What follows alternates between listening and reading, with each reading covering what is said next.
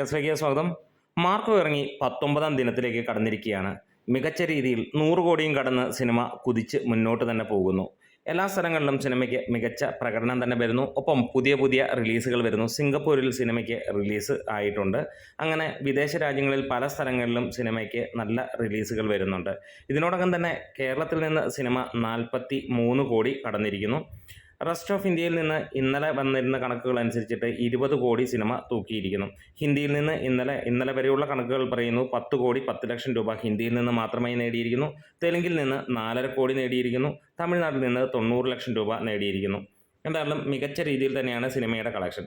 അതായത് ഇന്ന് നമുക്ക് സിനിമയുടെ കളക്ഷൻ വരുന്നത് അനുസരിച്ചിട്ട് 10 കോടി 10 ലക്ഷം രൂപ എന്നുള്ളത് 18 ദിവസം കൊണ്ട് സിനിമ 10.5 കോടിക്ക്, അതായത് 10.5 കോടിക്ക് മുകളിലാണ് സിനിമയുടെ കളക്ഷനായിട്ട് ഹിന്ദിയിൽ നിന്ന് വരുന്നത്. തെലുങ്കിൽ നിന്ന് 5 കോടി കടക്കുന്നു. തമിഴ്നാട്ടിൽ നിന്ന് 1 കോടിയും കടക്കുന്നു എന്നുള്ളതാണ്. കേരളത്തിൽ 43 കോടി കടക്കുന്നു എന്നുള്ള റിപ്പോർട്ടുകളാണ് വരുന്നത്.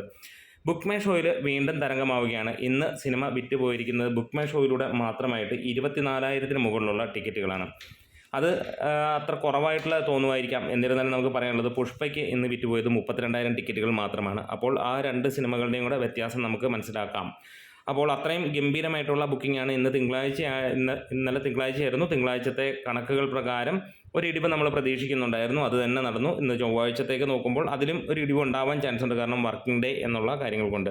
ഇതിനോടകം തന്നെ 16 ലക്ഷത്തിന് മുകളിലുള്ള ടിക്കറ്റുകളാണ് ബുക്ക് മൈ ഷോയിലൂടെ സിനിമ വിറ്റുപോയിരിക്കുന്നത്. ഗംഭീരമായിട്ട് തന്നെ സിനിമ മുന്നോട്ട് കുതിക്കുകയാണ്. മാർക്കോ കളക്ഷൻ 100 കഴിഞ്ഞ് ഇപ്പോൾ 110 കോടിയിലേക്ക് എത്തുകയാണ്.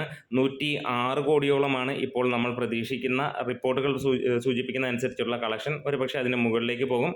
എന്തായാലും അടുത്ത ഒരു അപ്ഡേറ്റിന് വേണ്ടി കാത്തിരിക്കാം. നമ്മുടെ വീഡിയോസ് ഇഷ്ടമായെങ്കിൽ ഒന്ന് സപ്പോർട്ട് ചെയ്ത് തരണം. തീർച്ചയായും സബ്സ്ക്രിപ്ഷൻ ഒന്ന് പരിഗണിക്കണമെന്ന് ഒരിക്കൽ കൂടി ഓർമ്മിപ്പിക്കുകയാണ്. Great medias.